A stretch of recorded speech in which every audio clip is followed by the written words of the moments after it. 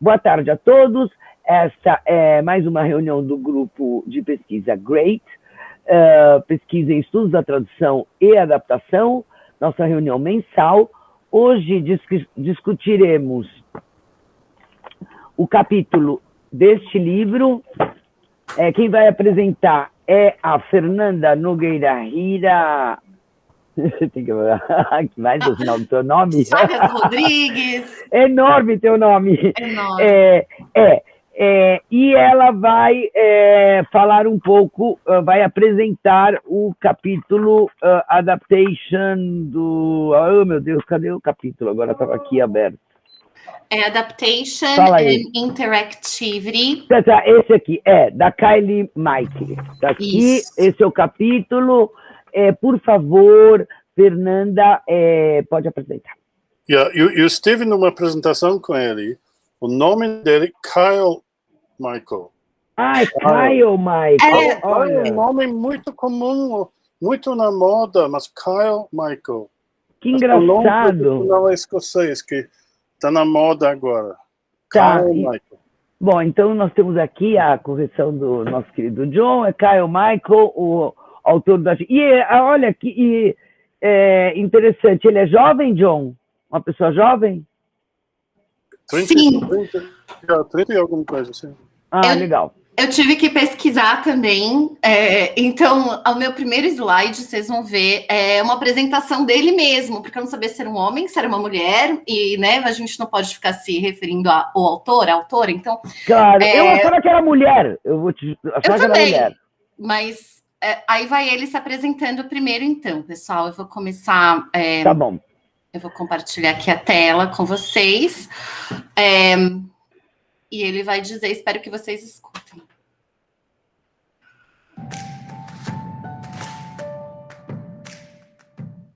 Hi there, I'm Dr. Kyle Meikle, and I'm the director of the Digital Communication Program at the University of Baltimore.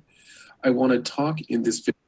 E aí, o que ele vai falar é o que a gente vai ver agora. Então, não deixa muito mais do que isso, porque depois a gente tem problema na hora de subir o vídeo. Sim, é só isso, e esse é o único vídeo que a gente vai ver, mas era só pra gente ver a carinha dele, ele é realmente bem novinho, né? E Kyle Meikle, Dr. Kyle Meikle. E ele trabalha, então, bastante com Digital Communication, e eu acho que é a partir daí que ele vai fazer as metáforas que ele vai apresentar no nosso texto de hoje. Ele parte, realmente, desse nosso livro, A Theory of the Adaptation, que foi de 2006, né? E teve um epílogo na reedição de 2013, escrito pela Siobhan O'Flynn, junto com a Hutchins, em que elas vão conversar sobre a emergência de novas plataformas, que estavam ainda em 2013, bem ainda insípidas, eu acho, não como estão agora, mas elas já estavam preocupadas em como essas novas plataformas de interação social, como Facebook, Twitter e YouTube, junto com os novos aparelhos que estavam surgindo, com touchscreen, com as mídias dentro do celular o tempo todo com a gente, e na participação das audiências do público e dos leitores nas adaptações e no que ia acontecer com isso. Então, elas estão voltando um olhar para uma coisa que ia acontecer. E elas pensam muito que essas novas tecnologias vão ensejar uma maior participação da audiência, não só da produção. Porém, elas se perguntam se isso vai aumentar só na quantidade, então que vai ter mais gente interagindo, ou se essa vai ser uma mudança de interação. E elas colocam um foco muito grande nos aparelhos, nas mídias, e no que a tecnologia vai oferecer de mudança, né? O Dr. Kyle Meikle, ele traz, então, através da Hutchins mesmo, as ideias do Henry Jenkins, que a gente estava conversando agora há pouco, e que fala da convergência cultural, ou não sei se é exatamente esse termo que a gente vai usar em português, porque eu só li os textos em inglês, de cultural convergence, que é essa ideia de que todas essas adaptações que vão para vários meios, e além dos meios para lugares físicos, então, por exemplo, parques temáticos, os brinquedos, móveis, roupas, tudo isso faz parte dessa cultura de convergência, que vem de uma adaptação, que vem de uma história. Para além disso, tem a cultura participatória, que ela existe por conta da interação social. Ela está presente para o Jenkins porque as pessoas têm corpos, têm cérebros e interagem entre si. Então, para ele, e ele usa o termo appliances, que são, né, máquinas, objetos, essa participação não estaria nos objetos, mas estaria nas pessoas e na interação entre elas, na interação social, através dessas histórias, através dessas narrativas que são disseminadas, através de uma maior cultura participatória. Aí segura o Jenkins lá. O que a Hutchins e a Siobhan junto, né, o Flynn, dizem nesse epílogo de 2013?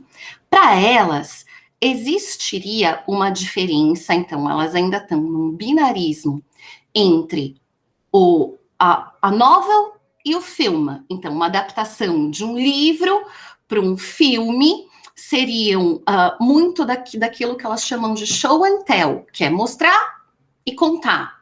E que não haveria, nessas antigas mídias, como livros e filmes, uma interação maior, física e de movimento com as audiências. E que elas estariam centradas nos objetos, né?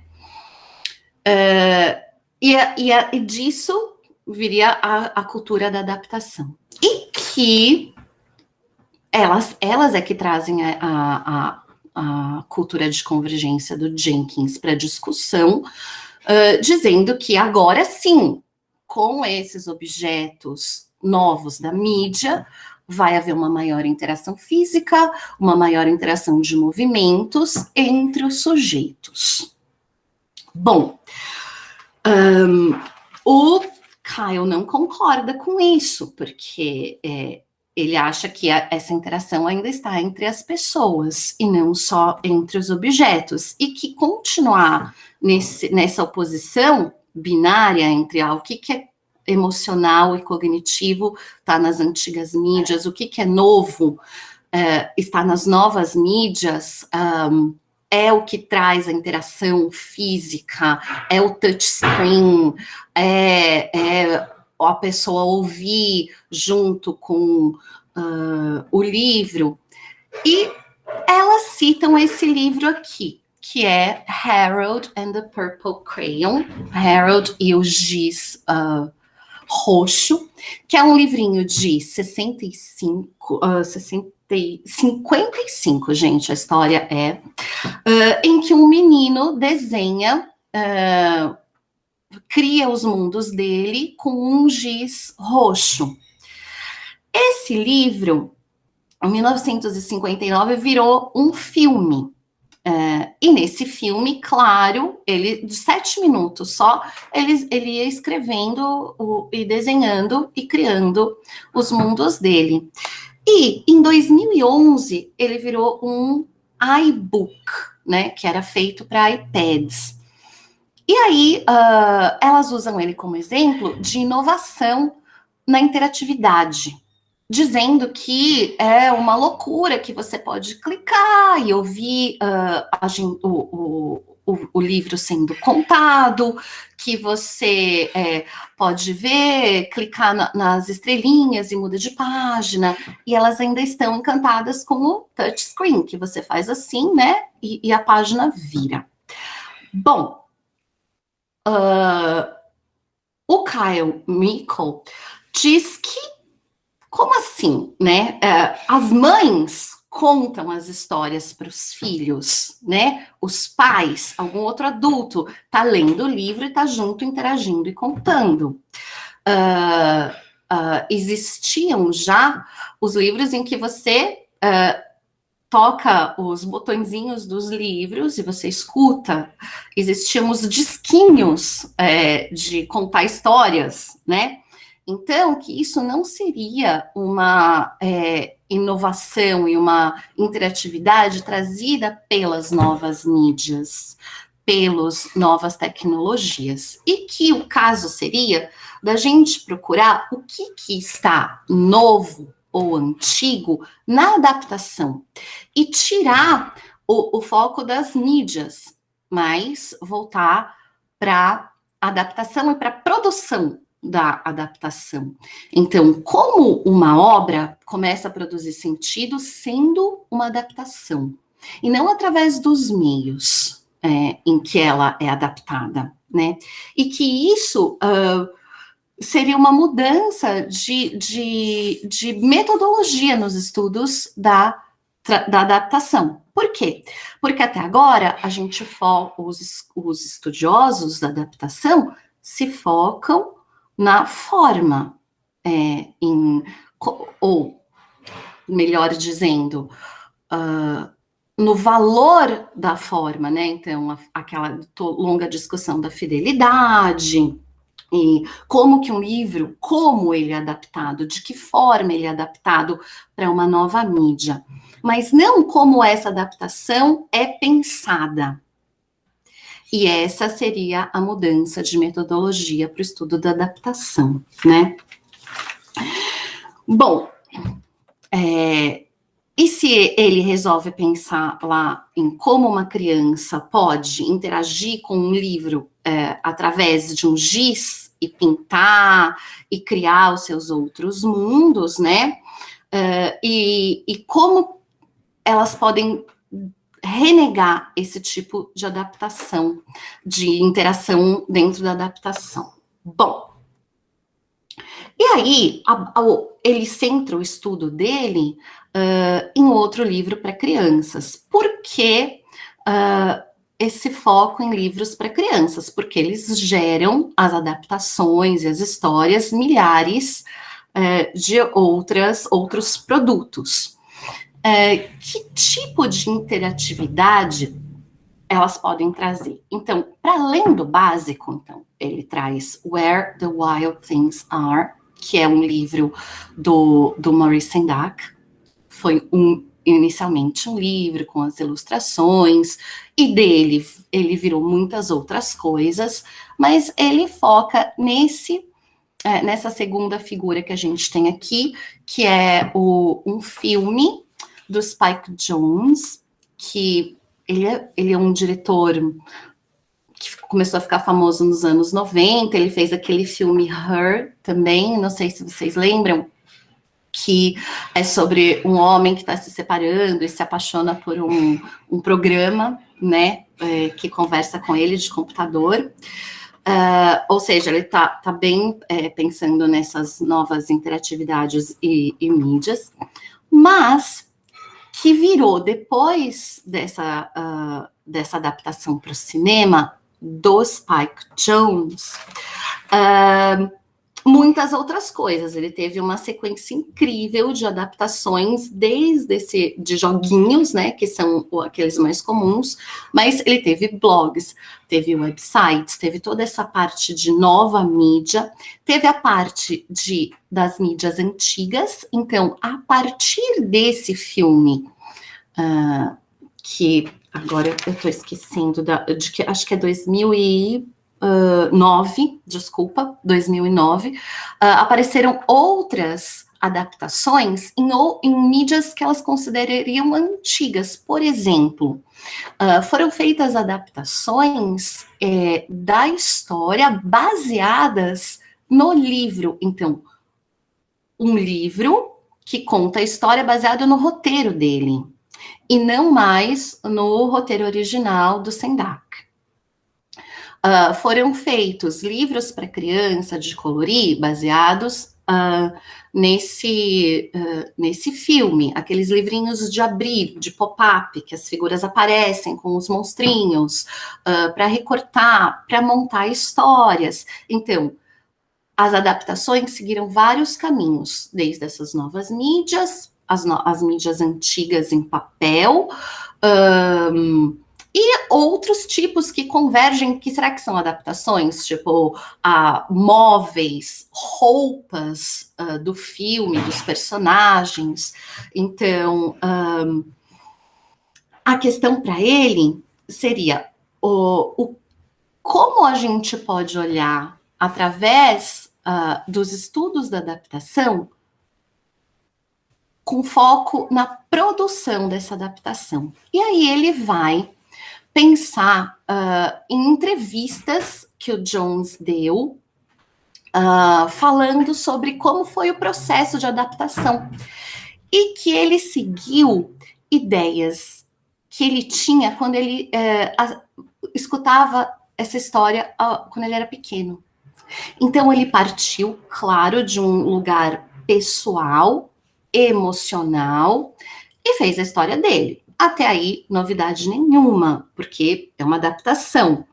Mas se ele tenta replicar a experiência dele nessa história pessoal, através de ideações, de lembranças, ela leva a muitas outras adaptações, que não partiram do Jones, mas partiram do lugar dele de lembrança dessa história, de um lugar de emoção, emotivo, de sentimento.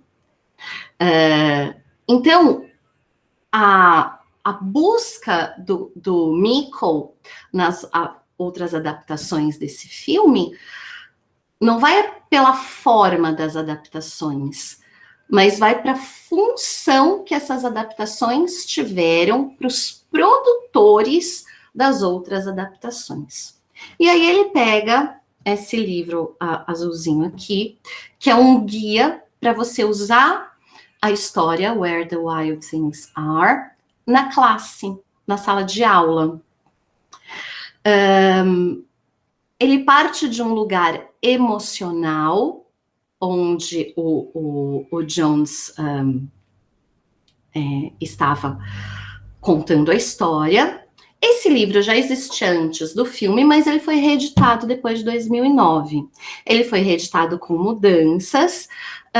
Se ele é usado na sala de aula, ele é para professores, inclusive essa edição que está aí é para professores.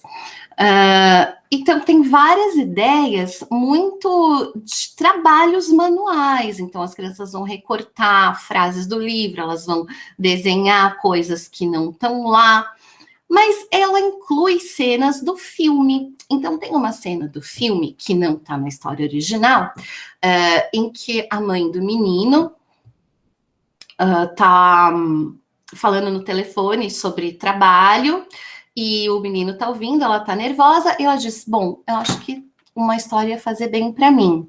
E aí ela começa a contar uma história. O filme não mostra a história. É uma história sobre prédios e vampiros, mas na adaptação, nesse livro, que é usado nas escolas, eles sugerem as frases contadas pela mãe no livro e que as crianças desenhem, né?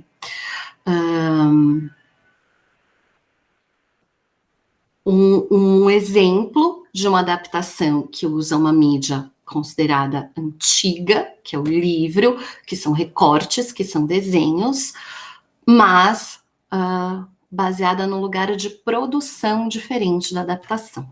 E aí tem essa figura do lado, que é uma série chama 30 Something, em que um episódio foi baseado nessa história também. Whose Forest is This? Eu acho que é o nome. E que também tem o filho, tem a mãe, segue mais ou menos a história, só que os pais são separados. E o menino também tem esse lugar de solidão emocional por causa do pai, ou seja, foi feito depois do filme do Jones, foi pensado através desse lugar que ele viu na produção dele, sentimental, de um lugar emocional. O autor, o Michael, ele termina o texto dizendo que, citando Light, que é um colaborador dele eles têm muitos textos juntos, e ele diz que poderia haver uma virada da literatura para o processo de aprendizagem nos estudos de adaptação. E que os estudos de adaptação, eles são como se... ele faz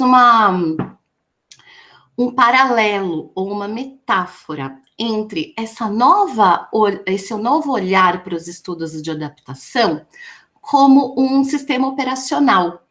Então, como ele trabalha muito com comunicação digital, ele vê esses estudos, esse novo olhar para os estudos de adaptação, como se eles fossem um sistema operacional, em que os produtores vão olhar a obra de uma forma diferente, então os artistas, e aí esses produtores, você pode pensar, ele pensa numa placa-mãe, né, em que você pode colocar os artistas, os escritores, você pode colocar produtores culturais, toda a indústria de consumo, produtora de bens de consumo a partir das obras de arte ali atrás, as adaptações e ali na frente a audiência. Mas essa audiência não é passiva, né? Ela é uma audiência que interage. E ele dá o exemplo de quando você muda, por exemplo, do Windows 7 para o Windows 10. Você mudou o sistema, teve um update, né, no sistema operacional.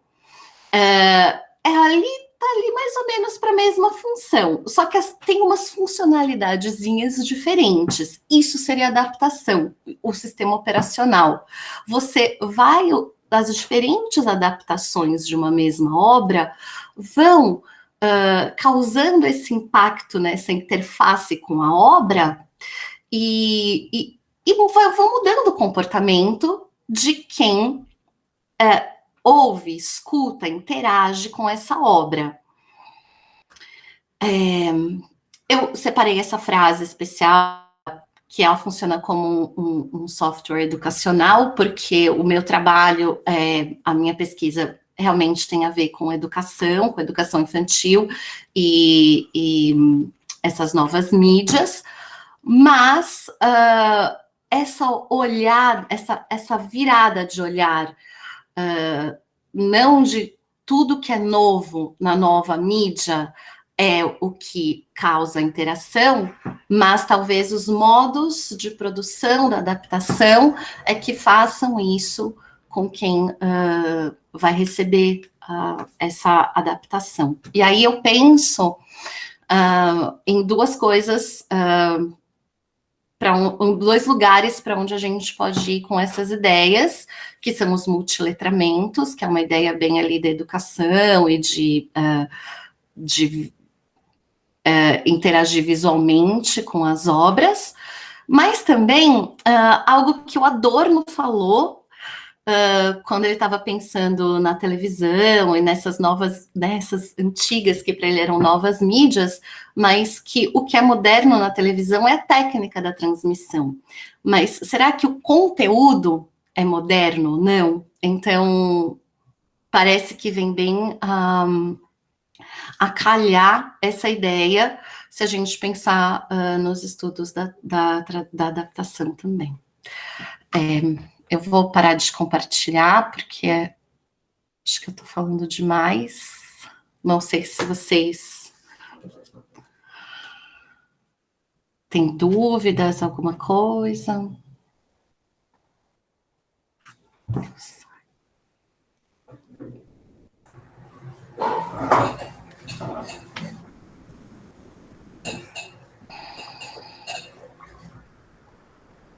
Oi, desculpa. Ai, é que eu tava... Ai, meu Deus, para! Não, eu não tô... O que aconteceu? Cadê minha câmera? Ah, tá aqui. Sumiu tudo. Eu tô com um negócio novo aqui. Eu consegui finalmente arrumar um computador.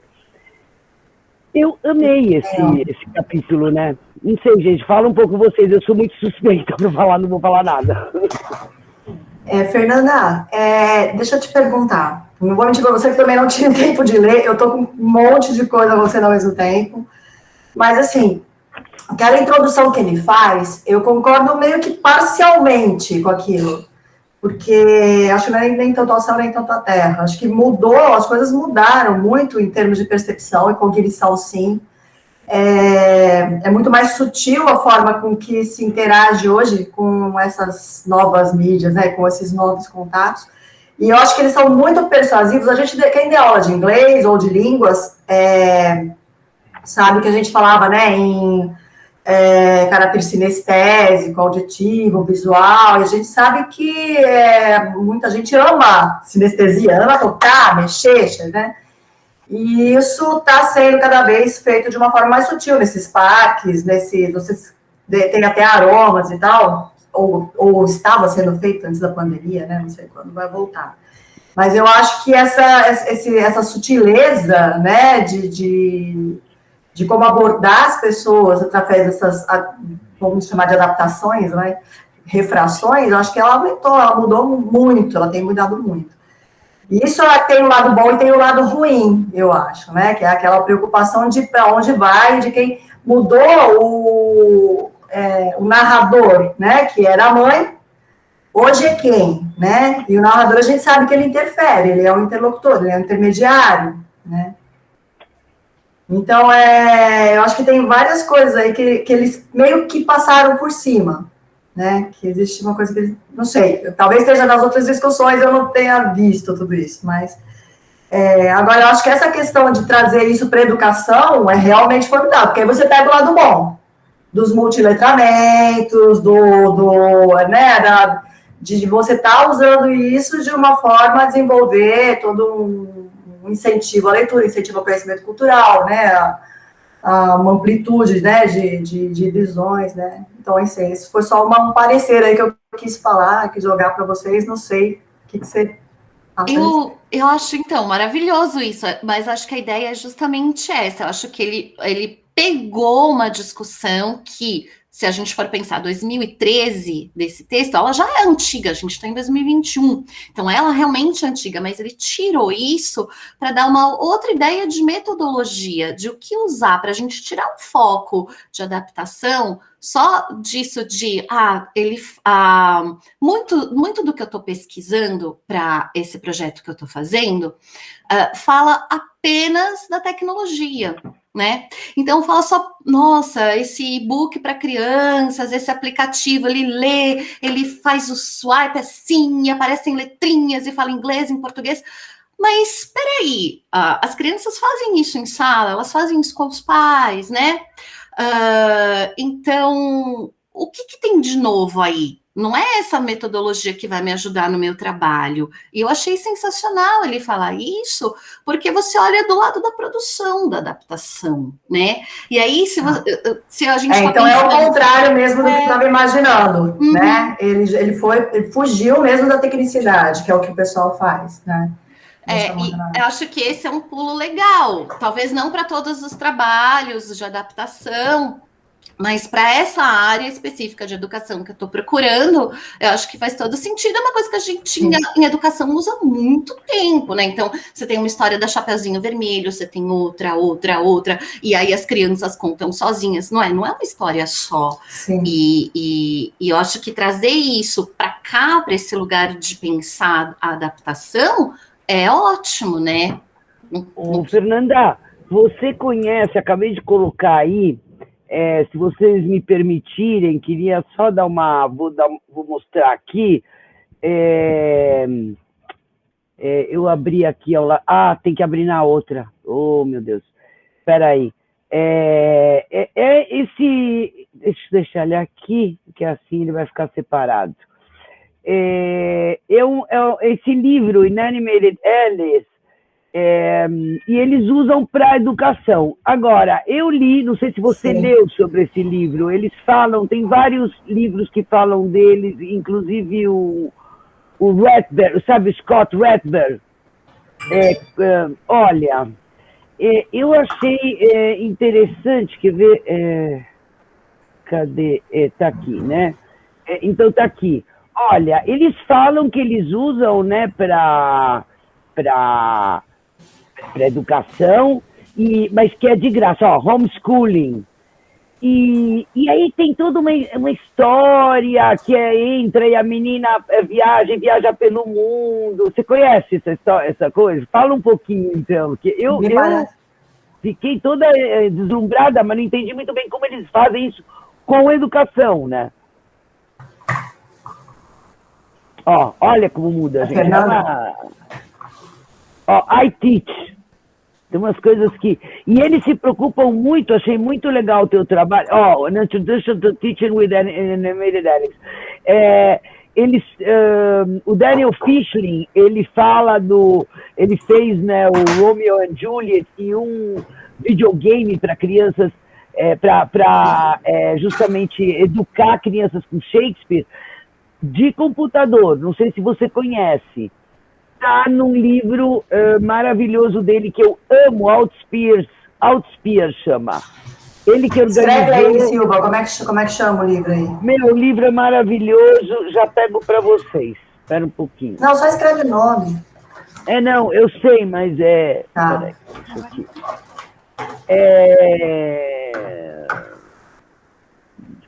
Peraí, cadê o livro? Tá, peraí, eu vou colocar aqui. Ele é muito bom e é o Daniel Fishling, que, aliás, eu queria convidar, né? Ele quase veio. Fernanda, você sabe se eles falam alguma coisa, deixar um espaço para a atuação de quem está lendo, para que a pessoa mude a história, ou sei lá. No Inanimate Alice, sim, é bem legal. Conta um pouco, como é que... Então, é uma história contada em conjunto, né? E aí você pode usar com a sua sala de aula. E agora, nesse momento de Covid, que tem muita turma online, é maravilhoso, porque é como Exatamente. se fosse... Sabe esse guia que eu mostrei de Where the Wild Things Are para professores? Ele é um guia em papel. Eu acho que esse é como se fosse esse guia, só que online, né? Então você trabalha com a história, então você muda a sequência. E se isso não acontecesse aqui, se acontecesse lá, se ela não tivesse ido para tal lugar, e se ela fosse para a Austrália e não para Nova Zelândia, que bichos que ela encontrar? Então tem milhões de possibilidades que as crianças... Não fecha, né? Então é bem interessante. Sim. É open-end. Não, é bem legal. Esse Inanimate Alice, e depois, Marli, se você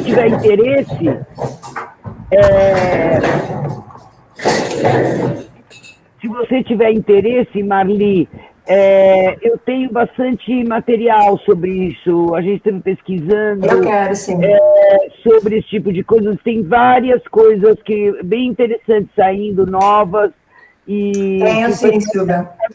Tá, eu passo depois. Gente, o pessoal aí, tá todo mundo quietinho?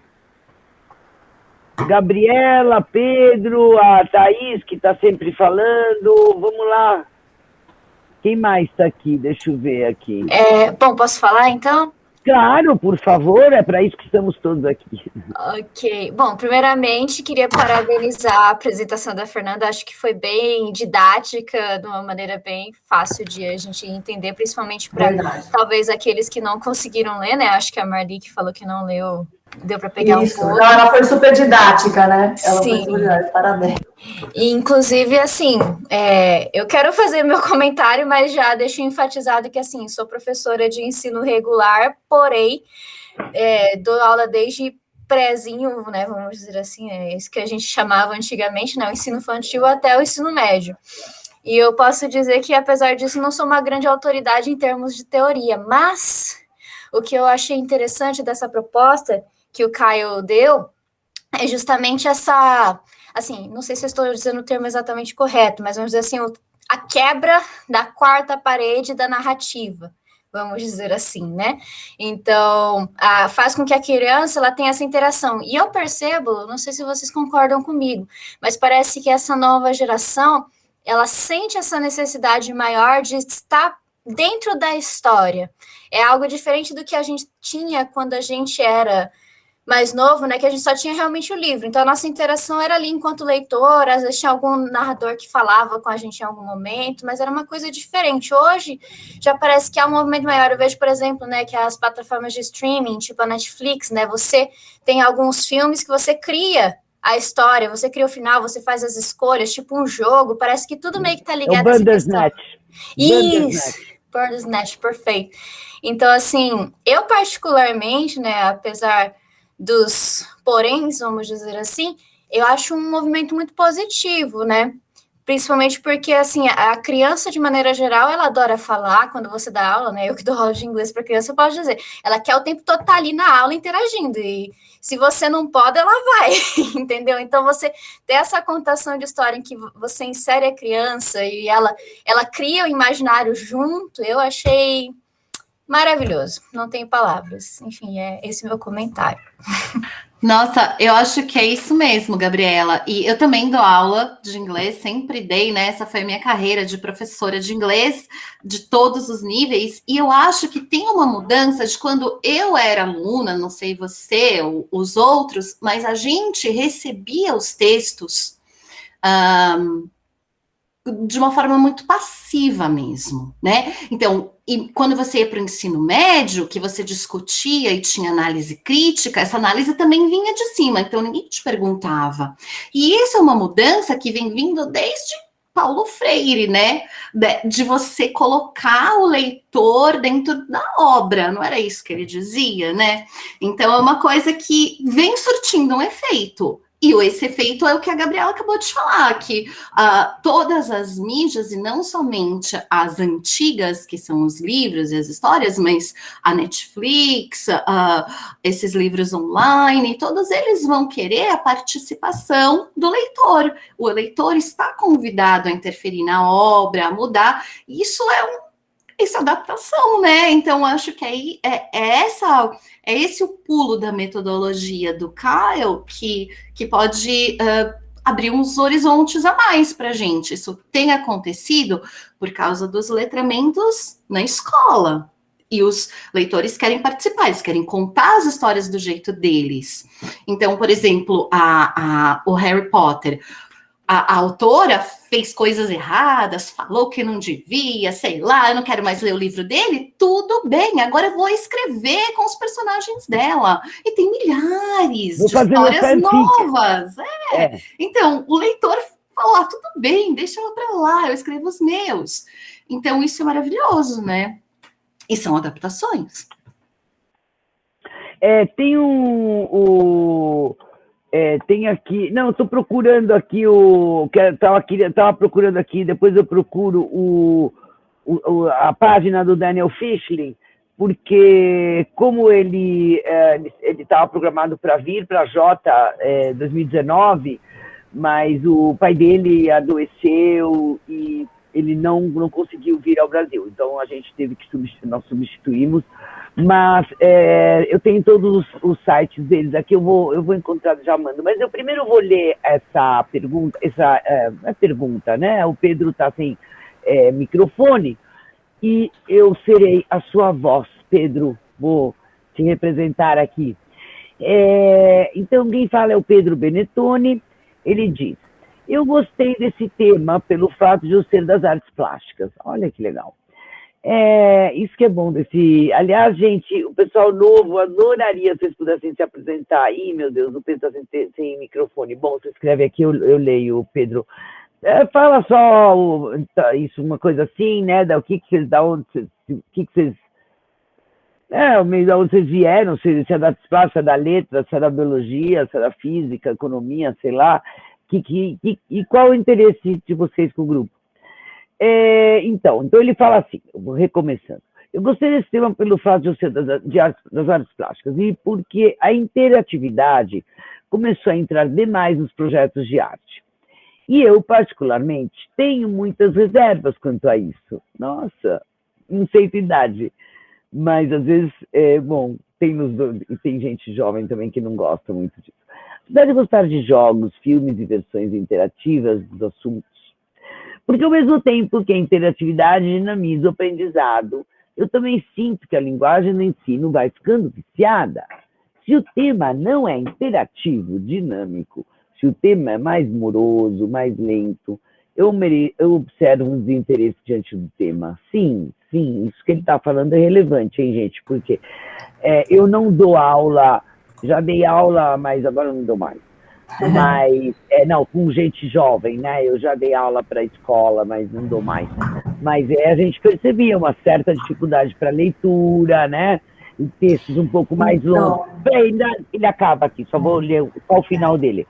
Observo isso mais em exposições. Olha o cachorro dela. Observo mais exposições em sala de aula, eu não tenho experiência ainda. Tá, o Pedro deu risada aqui. Então, é pena que ele esteja sem microfone, porque ele falou tanta coisa interessante aí, né? A gente não consegue saber por que eles têm ele deve ter motivos para ter essas reservas, né? Essas restrições que devem ser justos, porque ele é artista, tem toda uma... Né? Não gostaria, talvez, eu colocar alguma coisa e alguém talvez interferir, não sei. Mas, ao mesmo tempo, em sala de aula isso funciona, eu acho, minha opinião, tá? Porque você abre voz para o teu aluno. Então, se o teu tema pode até ser chato, mas na hora que ele fala alguma coisa, você já acha um gancho, você já acha várias coisas. Então, a interatividade, nesse sentido, ela é muito boa, porque você traz não é de cima para baixo, de baixo para cima, né? Agora, você concorda que tem esse problema, por exemplo, de falta de... Ou talvez o que você podia criar na classe seriam momentos, por exemplo, de leitura. Sim. Sabe? Eu fazia isso quando eu cheguei a pegar e falar, não, agora a gente vai ler isso aqui que eu vou dar para vocês. A gente vai ler isso, entendeu? E dar aquele momento, não pode ser muito longo, né? Não pode ser muito assim... Isso tudo muda, né, de situação para situação. Mas o que eu achei interessante ele falar que o tema fica moroso e tal. Aí é administração, né, gerenciamento, né? O que você acha, Fernanda, Gabriela? Que são professores? Ele mesmo falou que ele não tem experiência. Gente, vocês que dão aula... Ai, desculpa, eu não vi. Eu estava concentrada no que ela estava falando. Desculpa, não percebi que você levantou a mão. Deixa eu mudar. Fala aí. Eu acho...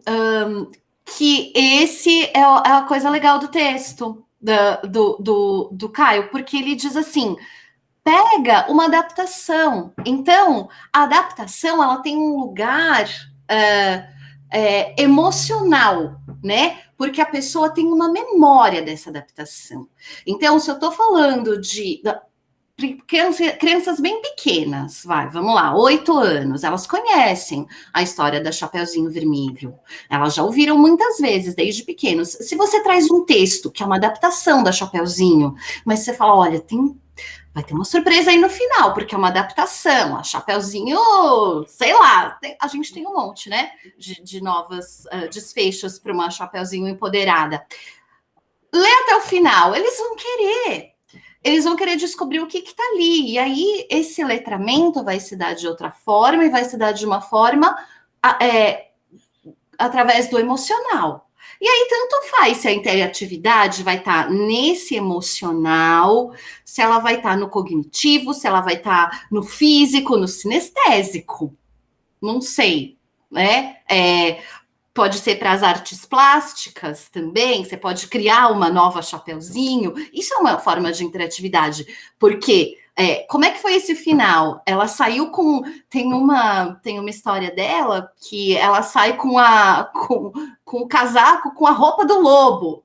Quer dizer, com a pele do lobo é o casaco novo dela, né? Então, desenha, cola aí um pouco de lã no papel e faz essa... É uma forma de interação. Não precisa ser só tecnológica, não precisa ser só no computador. É isso que o Kyle diz. Foi isso que eu entendi, gente. Posso estar muito errada. Eu, assim, sou dessa opinião e principalmente também ligando ao que a Marli falou, que vai muito da gestão, né, vamos dizer assim, vai da maneira como você aplica isso em sala. A gente, né, sabe muito bem como professor que tudo é uma questão de teoria e prática. É muito bonito, às vezes, uma coisa que você pensa, nossa, eu vou dar essa aula desse jeito aqui, vai dar muito bom, e não sempre é assim. E é uma questão de conhecer a turma e saber o que funciona ou não. E como, né, a Fernanda bem enfatizou no final, que era isso que eu principalmente eu acho importante comentar. A gente sabe que cada vez mais as novas gerações elas estão cada vez mais ligadas à tecnologia e ligadas, às vezes, não num vínculo muito saudável. Então, assim, eu acho sempre importante, nós como professores, a gente usar a tecnologia como ferramenta, igual nós estamos fazendo aqui nesse momento exatamente. Ela é uma ferramenta que pode nos auxiliar muito no ensino, nessa conexão nossa que nós estamos fazendo aqui, por exemplo, e até mesmo nessas questões desse jogo interativo e tal, mas eu acho que principalmente para o ensino, para quando são crianças, né, vamos dizer assim, do ensino infantil ou fundamental 1, não que os outros tanto, mas essa parte da alfabetização, essa parte que eles estão aprendendo a entender o que é textura, eles estão aprendendo a dialogar, a falar as coisas de maneira correta, as palavras de maneira correta, tudo isso, eu acho que é muito interessante que a gente não se apegue a essas questões tecnológicas. Sim, elas são interessantes, como o Pedro bem colocou, pode ficar muito moroso, então, tipo assim, e a gente sabe que se a gente deixa um aluno com alguma coisa ligada à tecnologia, quando você vê, ele está no YouTube vendo um negócio de fazer slime, entendeu? É assim que funciona. As aulas online, inclusive, são um problema por conta disso. A dispersão é assim. Então, assim, eu acredito que essa questão da adaptação com as aulas para crianças, ela é muito mais interessante quando ela não necessariamente está ligada à tecnologia, igual o exemplo que a Fernanda bem colocou, sabe, colar a lã para falar do chapeuzinho e tal. E, ou tecnologia sem computador, sem estar ligada à rede. Exato, eu vi eles fazerem isso no Colégio Cervantes com o Quixote, entendeu? Fazendo coisas com o computador, mas sem ligar a rede. Perfeito, nossa, lindo, já adorei, quero saber mais depois. É fácil, você desliga a internet, gente, é isso. Justo, é uma boa maneira, de fato, porque eles são muito espertos para essas coisas. Mas, enfim, só terminando meu raciocínio, uma coisa... Fala que depois é o John depois fala. Claro. Eu vim de uma escola particular no ensino regular, eu tive esse privilégio. E eu falo assim que eu tive contato com muitas adaptações, porque eu não vim daquele ensino regular, por exemplo, que me fazia engolir a seco Machado de Assis. Era uma escola que eles davam muita literatura e sempre adaptações. Eu li, por exemplo, Romeu e Julieta adaptado. Eu fui essa pessoa privilegiada, gente. Eu tenho muito, muito orgulho de dizer isso. Porque eu acho que esse tipo de contato com a adaptação, apesar de não ter... Onde você estudou? Aqui em Maringá. Não conheço. Olha, não, mas em Maringá, tá, que eu nem sabia que você era de... Olha, como a gente está sempre online, a gente agora não sabe se a pessoa está em Edimburgo, sei lá. Não, eu sou de Maringá, aqui no Paraná mesmo. Legal, nossa, que bom, a tua escola tinha uma cabeça boa, então. Não, eles, assim, hoje como professora, né, eu sei que a gestão pedagógica foi excelente da escola que eu estudei, eu posso dizer isso principalmente por conta desse contato com a literatura. Então, assim, apesar de não ter sido o foco do Caio, quando ele fala isso no texto, eu acho que é importante a gente também enfatizar, já que a gente está falando de literatura, que esse contato da adaptação e da literatura, né, juntos, no ensino também é uma coisa muito mais interessante que muito possivelmente faz com que daí, né, os nossos alunos, eles não criem esse ranço que a gente sabe que existe muito fortemente em relação à leitura. E eu acho que a escola ela tem grande culpa em relação à escolha da literatura que ela é tratada em sala de aula. Enfim, o pessoal odeia o Quixote na Espanha, gente. Odeia! Você fala com o espanhol do Quixote, é capaz ele... Não aguento mais esse livro. Por que será, né? Pois é. Vai lá, John, fala.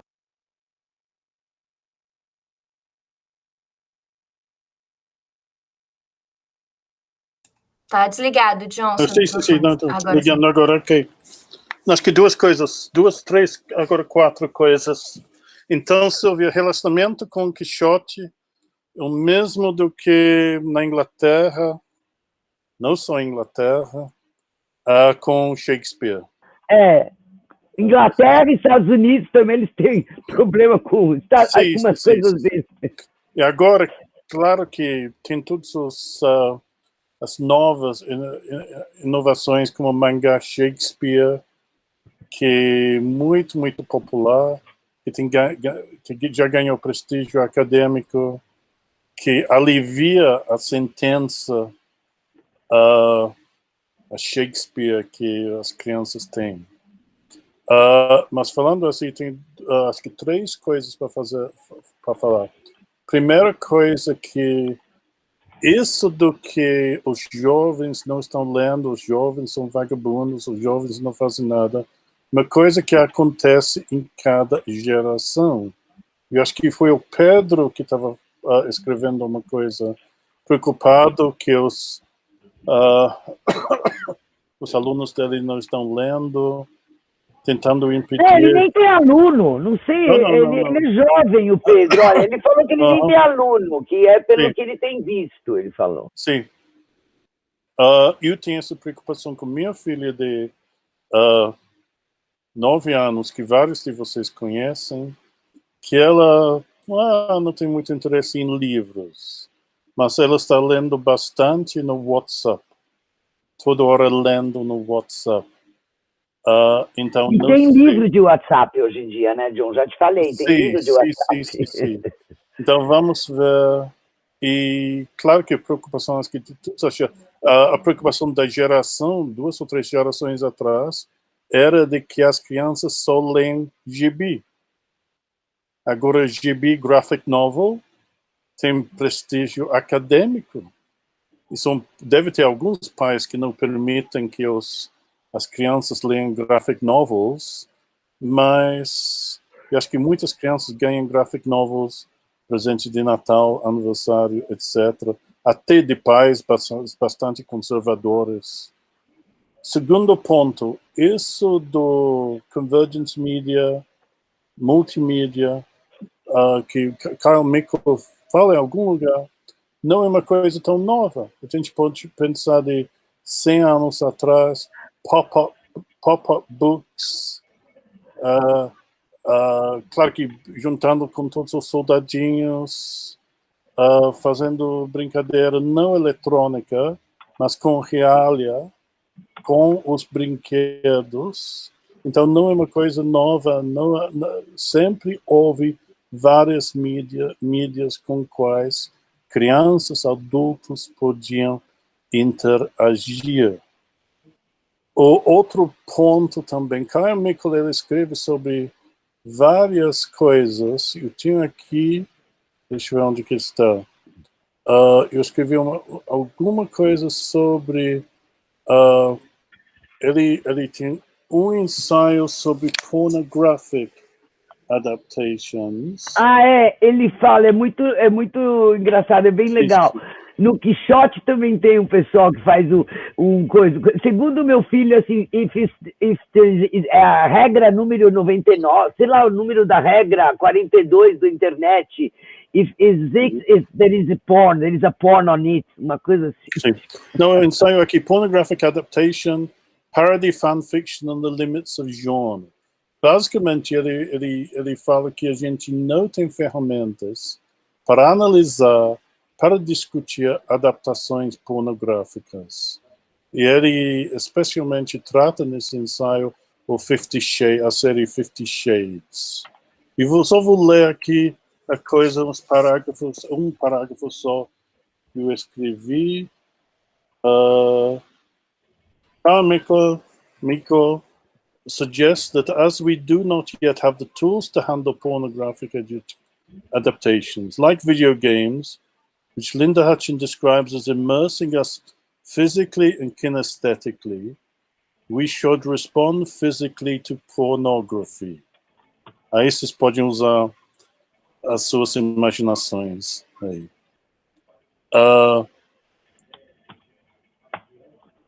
Adaptation scholars should focus on the effects of text over and above the effects of media, not examining how readers take pleasure in the media of screens, but rather how our bodies and senses receive works and pleasure themselves to adaptations. Developing a physiological model of adaptation and erotics of adaptation. Aí vai desafio para alguém que está pensando em fazer uma tese na área. Ok, eu deixo esse ponto final com vocês. Professor, na verdade, então, ele coloca que uma das últimas adaptações do Where the Wild Things Are é um vídeo pornográfico. Eu tentei colocar pelo menos a capa, mas eu não consegui achar. Eu queria pôr assim, sei lá, gay, alguma coisa twin. Tá escrita lá no texto, eu tentei colocar a capinha, mas... Sempre algum nome parecido, né? E que existe, e que ele coloca como sinestésico. Não, tá aqui, ó, tá aqui. Where the Wild Things Are, Boy Crush. Where the Wild Twins Are, an XXX parody. Hardcore gay rewriting.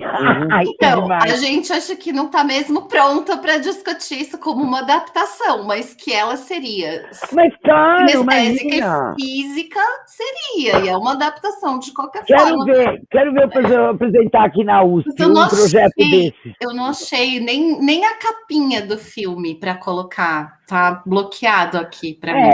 Essas coisas nem... de repente essa capa já se perdeu, porque essas coisas também são muito, tipo, meio cordel. Esses filmes são feitos, tipo, entendeu? Eu fui procurar uns de Quixote também, que, gente, do Quixote tem uns melhores que outros. Mas imagina o dia que eu vou apresentar isso, né? Vai ser ótimo, né? Que eu já vou estar bem velhinha, eu lá. Olha aqui, gente, essa adaptação do Quixote. Dom Quixote e a sua lança. Nossa, é muito engraçado. Tem um que o Don Quixote e o Sancho Panza vão e encontram umas mulheres, ficam transando com umas mulheres no moinho. Nossa, é muito engraçado. Agora, é muito legal essas coisas bem antigas também, como estava falando o John. Porque, por exemplo, eu estava estudando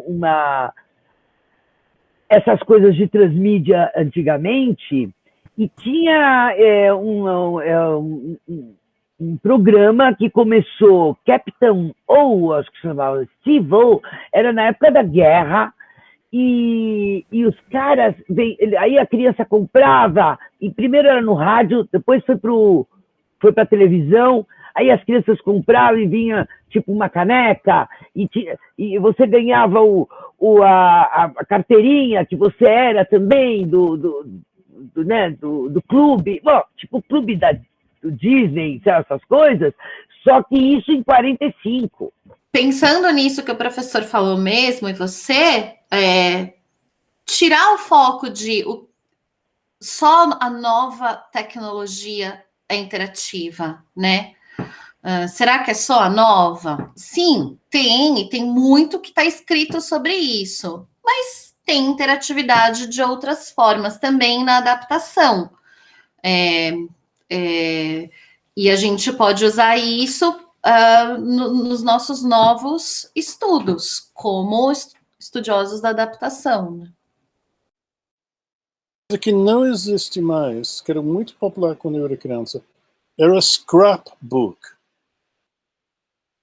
O que é scrapbook? Tem gente... Gabriela, você novinha, Você tem quantos anos? Você tem 19 anos por aí. Olha, muito obrigada.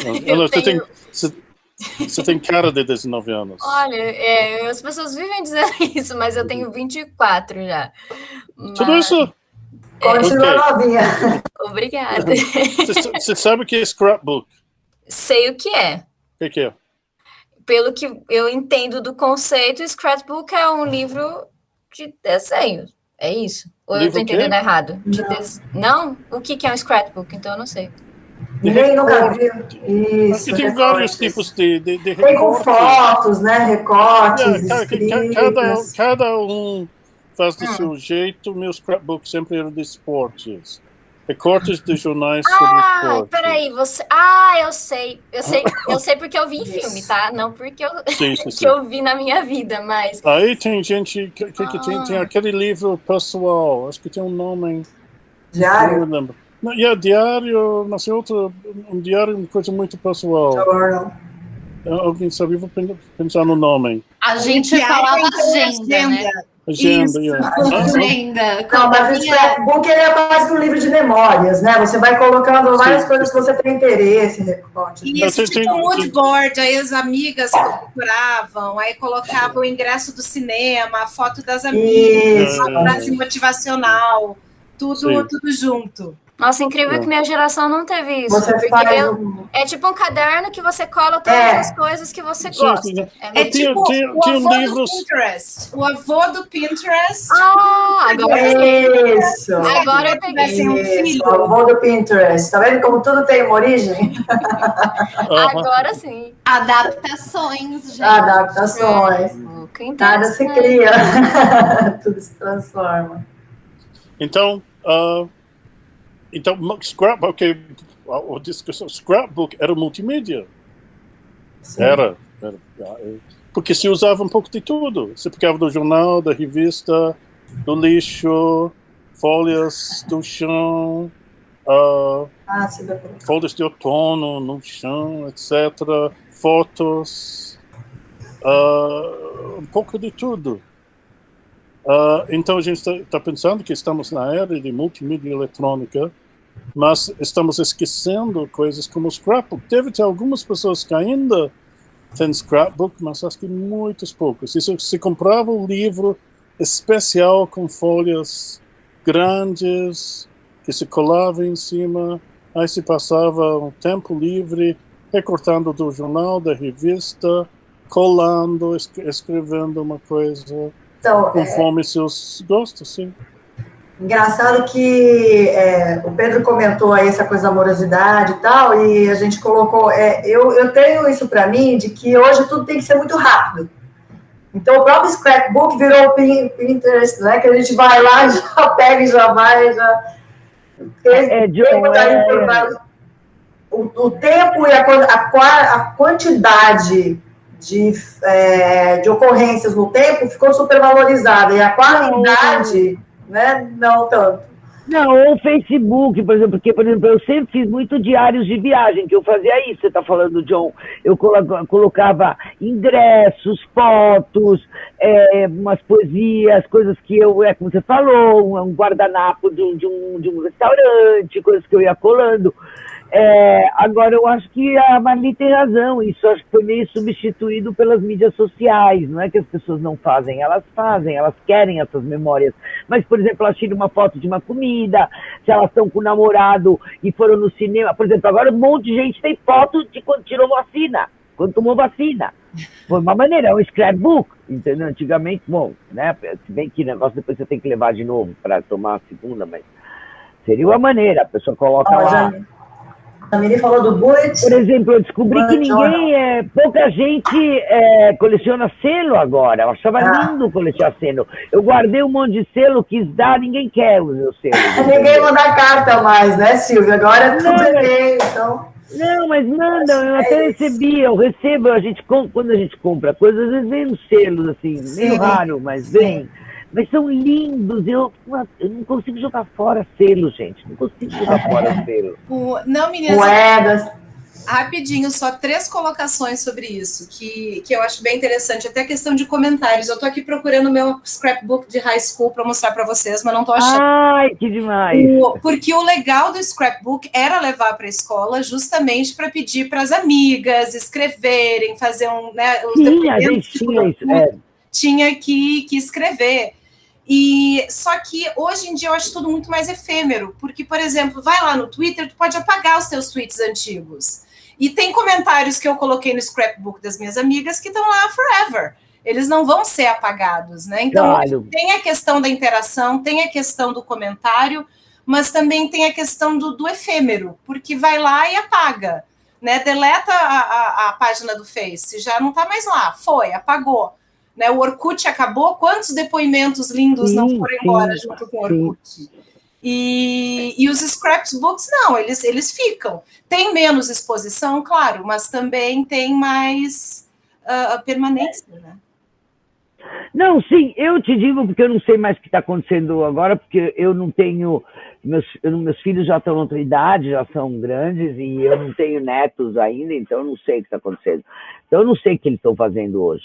Agora, nunca vi uma, assim, tipo, pouca criança que eu tenho em contato, eu nunca vi nenhuma delas com caderno. Elas sempre estão mais ligadas no celular o tempo inteiro, falam do K-pop, não sei.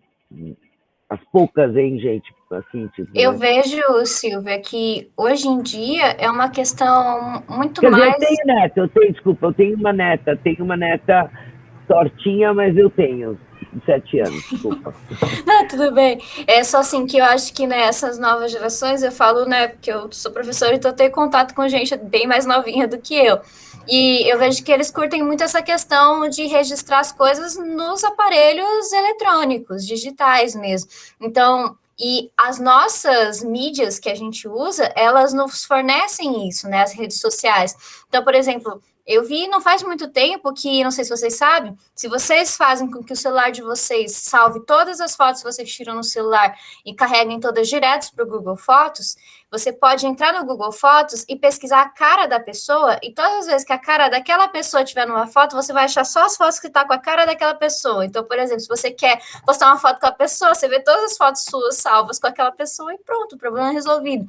Então, essa questão, igual vocês estavam conversando, que parece que é o scrapbook, né? Essa questão de você buscar colar várias coisas, não só necessariamente, né, como você estava falando do high school, né, que tem também aquele livro de memórias e tal, era uma questão que levava um trabalho, era uma ocupação de você enfeitar. Show and tell, né, que eles falam, né, show and tell. Meus filhos estudaram, né, a gente estudou lá, quer dizer, eu não, eles estudaram aí.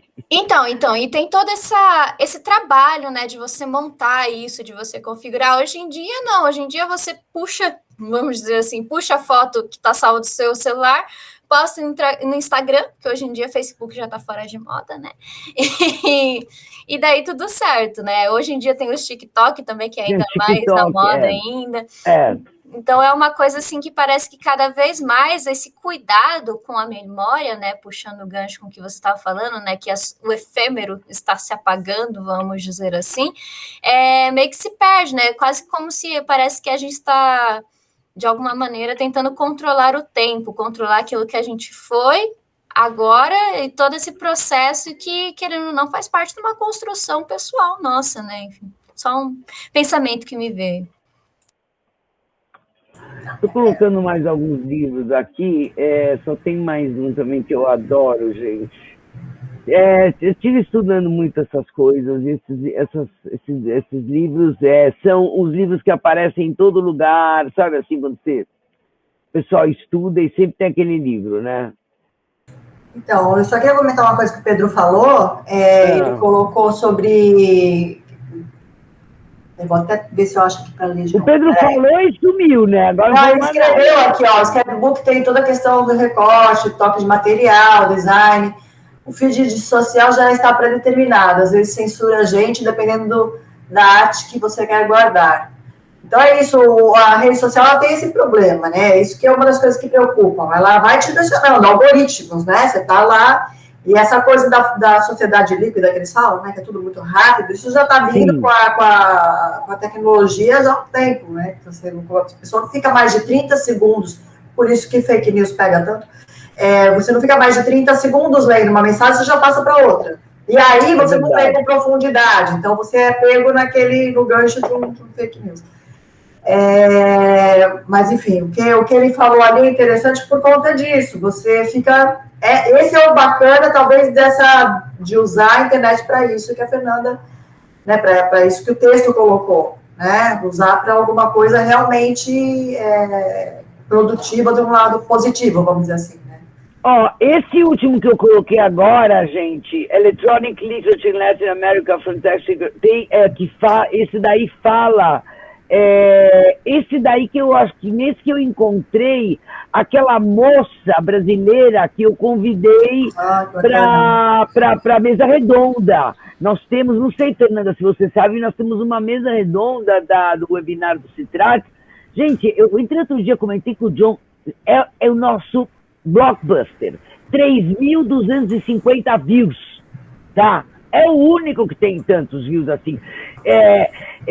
Nossa, fiquei boba de ver, porque assim, os outros têm uns webinars com 1.000, sabe? Tem uns bem, né? Tem uns bem, assim, vistos. Mas 3.250, esse destaca assim, se eu fosse fazer um gráfico, era aquele lá em cima, né? Essa moça é muito boa. Eu encontrei ela aí, fiquei muito orgulhosa. Ela trabalha com literatura eletrônica infantil. Você deveria dar uma olhada também nela. E tem um outro cara que eu acabei de ver e agora eu não sei o que está acontecendo, porque eu estou aqui olhando, porque eu não estou achando, que ele é muito bom também, eu gosto muito dele. E ele é tudo novo, hein, gente? O único que é um pouquinho mais longe que eu coloquei aqui é esse de 2014. Agora, esse o Bloomsbury Handbook, ele tem na Gênesis, não é a edição 2017, mas é quase igual. Eu conheço a outra edição, porque eu peguei e fiquei encanada e fui olhar, mas é quase igual, entendeu? Não tem muita diferença, não. Só tem mais um que eu queria mostrar. Já achei qual. Do Brown and Thomas. Não sei se essa pessoa é uma mulher também. Olha, gente, esse livro aqui, muito bom. Espera aí. Pronto. Tá aqui. Já entreguei tudo. Complicado isso de nome, né? Às vezes você vai escrever para a pessoa, você não sabe se escreve Dear ou o quê, né? Então, agora vou fazer igual a Fernanda também está fazendo, porque uma vez passei, e eu descobri que na minha... Julieta! Olha, Julieta, eu descobri, gente, que eu passei minha tese inteira chamando uma moça, que ela é da Holanda, que ela chamava EELF, uma coisa assim. Eu jurava que era um homem, é uma mulher. Porque como é que você faz, Fernanda? Como que a Fernanda faz? Não, joga no Google Images. Eu não sei se... bom. O começo da apresentação... Não, mas às vezes não tem a foto, né? Nem sei. Não, às vezes não tem, é chato. Eu já tive que ir atrás para não fazer passar... E mesmo assim, dessa gafe. Eu emprestei esse livro para o Kim outro dia... Aí eu falei, nossa, Kim, eu achava que essa pessoa era um homem. Falei, deixa eu olhar minha tese. Eu acho que eu fiquei toda hora me referindo ao senhor. O autor, e o pesquisador, tudo assim. Muito chato. Bom, oi, Julieta! Como você tá? Tá sem microfone. Ótima, desculpe que demorei, mas hoje é meu líder. Eu acabei de mandar. Julieta com certeza fazia scrapbook. Você fazia scrapbook, Julieta?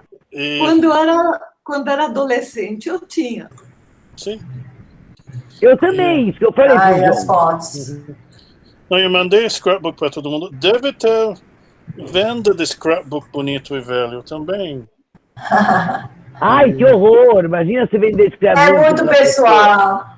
Mandaram aqui no grupo, acho que é o caderninho Americanas vende. Aqui, o tipo branco para você preencher aqui. A Dinaura mandou aqui.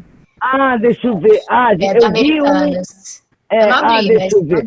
Então, deve ser um tipo, é claro, é um dessas coisas para você preencher, tipo é um diário, e tem umas coisas diferentes, mas é você que cria.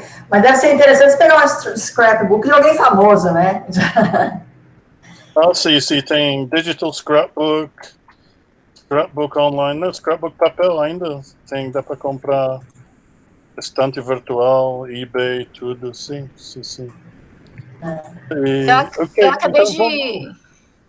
Eu acabei de me dar conta que eu tenho um scrapbook, vocês acreditam? É sério, de verdade, não tô mentindo. É exatamente parecido com esses daí que vocês estão mandando, só que foi uma amiga minha que ela me deu, acho que eu tinha uns 15 anos, e ela pegou e colocou umas alcinhas nas bordas das coisas e colocou fotos em formato normal, sabe? E ela escreveu do ladinho. Então, assim, ela fez descrições dos momentos que a gente viveu, que a gente é a melhor amiga desses 6 anos, sabe? E eu tenho ele aqui guardadinho. Eu nem sabia, eu tenho scrapbook, olha só. Só um comentário. Tá na hora de falar sobre programação? Não sei, John. Eu não tinha planejado nada aqui. Você quer falar alguma coisa? Você quer fazer um housekeeping curto aí? Não, acho que não tem nada para falar. Só o... Não, porque a gente está com problema. Eu não posso falar sobre os próximos webinars, entendeu? Porque a gente ainda está decidindo, né, umas coisas. E o que dá para falar é sobre a Jota. A Jota vai... 15 de julho. Vai para 15? O prazo vai para 15 de julho. Vai ter a jornada Shakespeare, né, John? Sim. A jornada Shakespeare vai ser agora em julho. Final do mês. No final do mês, dia 25, 6 e 7, eu acho. Sei que um dia é o aniversário do meu pai, dia 27. Nós fizemos um grupo de uma mesa redonda sobre Shakespeare digital, inclusive eu acho que vocês vão se interessar, e quem estiver assistindo agora e se interessar por essa área de literatura eletrônica. A mesa terá a Renata, vai falar sobre uma peça de teatro. Teremos o Yuri Caribé, que também é do grupo, e vai falar sobre graphic novel, e vamos ter a Nilce também. Sim. Só não podemos... Tem mais uma moça também, que a gente não conhece, ela está se apresentando agora. Não podemos decidir o texto para... Sim, se você quiser, o de agosto já está decidido. Se alguém aqui estiver a fim de ler o de agosto, deixa eu ver se tem. Porque o de agosto eu acho que não tem ainda uma pessoa. Deixa eu olhar. Gente, um segundo, eu já abro rapidinho aqui e a gente já decide isso. E, John, o que a gente poderia colocar o Jenkins, o do Catrice. Você tem, ou a gente depois manda para eles, a gente teria que colocar o do Catrice, o do Jenkins, e eu sugiro colocar aquele que você me mandou, que fala de Transmedia Adaptation. Que fala de tudo, né? Sim. Então, peraí. Então, só repetir, agosto... Então, tô abrindo aqui.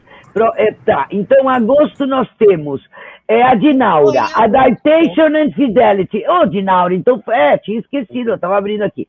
Então, agosto... Ai, desculpa,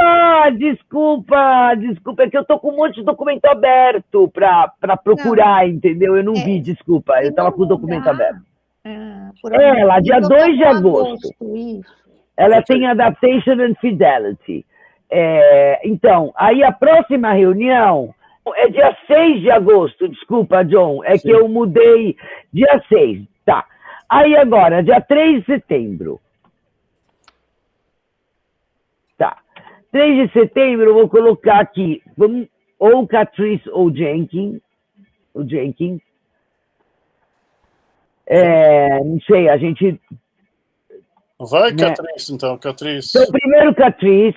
Tá, e alguém aqui quer ler o Catrice? Você, Julieta? Quem falou oi? Quem falou? Não estou vendo, gente. Qual é o assunto? O Catrice escreveu um livro maravilhoso que eu tenho que chama Estudos Descritivos da Adaptação. Entendeu? Ele foi o primeiro cara que escreveu isso assim na lata, né? Que normalmente o pessoal fala, né? Os estudos descritivos da tradução. Não, ele foi o primeiro a escrever. Eu tenho esse livro. Não vou agora parar para procurar, porque de repente eu demoro, vai. Silvia, desculpa interromper, mas estão perguntando no chat onde que vai estar disponível o texto do próximo encontro. Gente, o próximo encontro tá até agora nós estamos tudo no mesmo livro, esse aqui, ó. Esse. Sim. Continuamos aqui ainda. A gente vai mandar para vocês, então, mais tarde, né, John? Vamos decidir e a gente manda. A gente até setembro, a gente vê. Mas só vou colocar, então, Catrice, aí depois vem o Jenkins, e por último a gente fecha com aquela, em outubro, dia 8 de outubro, o Jenkins, e no dia 5 de novembro a gente faz aquela... Audrey Canales. Que é uma moça, a Audrey. Então tá ótimo. Ok, então fechado. Todo mundo, sim. A gente vai ter que mandar os outros textos que não estão dentro do livro. Sim, não se preocupe, isso a gente vai mandar. Ok. Então tá, gente. Muito obrigada a todo mundo. Ok. Bom, quem perdeu, Julieta, você que perdeu o comecinho, você vê lá no canal, tá? Depois a gente coloca lá. Tchau, gente. Meu aniversário hoje. Meu Deus! Parabéns! Parabéns, Julieta! Por isso eu cheguei atrasada. Parabéns! Parabéns pra você! Felicidade! Muito bem! Aê, parabéns, Julieta! Quantos anos? Gente, vale a pena estudar estudos da adaptação e da tradução. Olha aí essa moça aqui com a gente. Tá? Maravilha. Parabéns, Lu. Então tá, gente. Sempre aprendendo. Sempre, sempre.